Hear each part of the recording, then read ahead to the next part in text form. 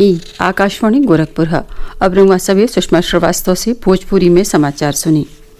देश में पिछला 24 घंटा में रिकॉर्ड 51,255 कोविड रोगी ठीक भयल हुए। एक दिन में ठीक होखे वाले लोगिन का ई सबसे बढ़न संख्या हुए।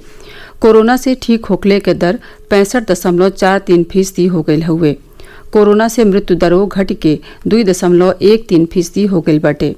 स्वास्थ्य और परिवार कल्याण मंत्रालय कहले हुए कि देश में अबले 11,45,629 कोविड रोगी ठीक भयल हुए।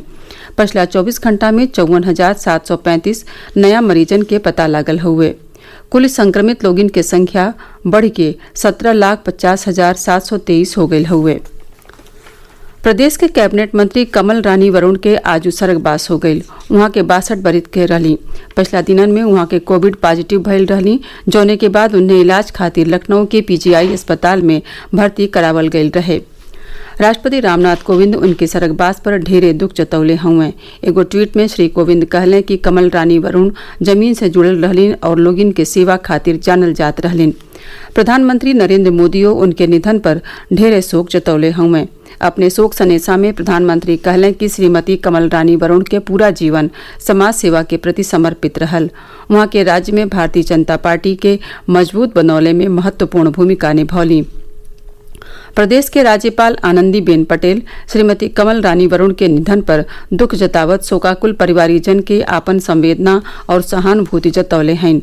मुख्यमंत्री योगी आदित्यनाथ उनके निधन पर ढेरे शोक जतौले हुए।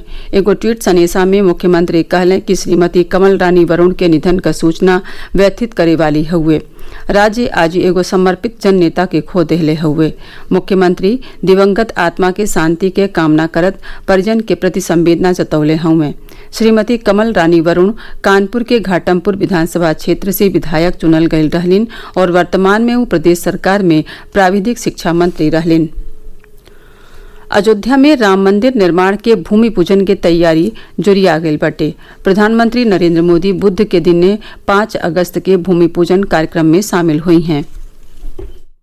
जैसे जैसे अयोध्या में मर्यादा पुरुषोत्तम भगवान श्री राम के मंदिर की भूमि पूजन की तारीख नजदीक आती जा रही है, सभी वर्गों के लोगों में उत्साह और प्रसन्नता लगातार बढ़ती जा रही है। इस अवसर पर घरों में मिट्टी के दिए जलाए जाएंगे, जिसके लिए कुंभकार बड़े ही प्रसन्न और उत्साह से इन दियों को तैयार कर रहे हैं। दिया बनाने वाले विनोद कुमार कहते हैं, अब की बार जो ये हम लोगों को दिया बनाने का हम लोगों को बहुत खुशी है कि जन्मभूमि का न्यूज रखा जाएगा और उसमें दीप उत्सव होगा, इसलिए हम लोग हमारा पूरा गांव भी खुशी है। मंदिरों में फूलों की आपूर्ति करने वाले माली नीतीश कुमार का कहना है, ये हमारे लिए सबसे बड़ी गर्व की बात है कि राम मंदिर भूमि पूजन में हम लोग को फूल पहुंचाने का मौका मिला है। ये फूल हमारे यहाँ बनारस, लखनऊ और थाईलैंड से फूल आ रहा है। ये हमारे लिए बहुत सौभाग्य की बात है कि हम लोग अयोध्या में जन्मित हैं। हमें बहुत खुशी है कि राम मंदिर बन रहा है 493 सालों के बाद। मुख्य मार्गों पर इमारतों को पीले रंग से बहुत अच्छे और आकर्षक ढंग से सजाया जा रहा है। इसके अलावा कई टीमें रामायण के विभिन्न प्रसंगों और घटनाओं पर आधारित चित्रों को यहाँ विभिन्न रास्तों की दीवारों पर उकेरने में लगी हुई हैं।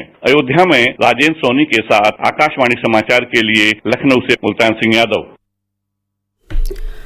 प्रदेश के वित्त चिकित्सा शिक्षा मंत्री सुरेश खन्ना कहले हुए कि राज्य के 12 जिला ए समय बाढ़ से प्रभावित हुए। ए जिलन में लोगिन के आवाजाही खातिर प्रशासन की ओर से नाई के इंतजाम कइल जा रहल हुए।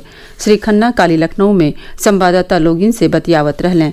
श्री खन्ना बतौलें कि प्रदेश के 3 गो नदी सरयू, घाघरा, राप्ती और शारदा उफान पर हैं। प्रदेश के जौन 12 जिला बाढ़ से प्रभावित हुए ओमें बाराबंकी, अयोध्या, कुशीनगर, गोरखपुर, बहराइच, आजमगढ़, गोंडा, संत कबीर नगर, सिद्धार्थनगर, बलरामपुर, लखीमपुर और सीतापुर शामिल हुए। श्री खन्ना कहलें कि ए जिलन के 331 गांव बाढ़ के चपेटा में हुए। एजा के आबादी करीब 1,90,000 हुए। मुख्यमंत्री योगी आदित्यनाथ रक्षाबंधन त्योहार के मौका पर सरकारी बसन में महिला लोगिन खातिर मुफ्त यात्रा सुविधा के घोषणा कैले हुए। राज्य सरकार के प्रवक्ता बतौलें कि पिछला 3 साल के तरियन एहू साल रक्षाबंधन पर महिला लोगिन के राज्य सड़क परिवहन निगम के सज्जो श्रेणी के बसन में मुफ्त यात्रा की सुविधा दिहल गई हुए। एमे आज आधी रात से बिहने आधी रात ले 24 घंटा खातिर महिला लोग सरकारी बसन में मुफ्त में यात्रा कई सकी हैं। उहर त्योहार के नाते राज्य सरकार के दिशा निर्देश के मुताबिक आज राखी आ मिठाई के दुकान कोविड-19 के प्रोटोकॉल के पालन करत खुलल रही हैं। मुख्यमंत्री कोविड महामारी के नाते लोगों से अपील कैले हुए कि लोग त्योहार मनावत के सुरक्षित दूरी के पालन जरूर करें। विश्व संस्कृत दिवस के मौका पर बिहने आकाशवाणी से पहली बेर संस्कृत में विशेष कार्यक्रम प्रस्तुत कइल जाई। बहुजन भाषा संस्कृत भाषा नाव के 20 मिनट का ई कार्यक्रम बिहने भिन्नही 7:10 से AIR FM चैनल पर प्रसारित कइल जाई।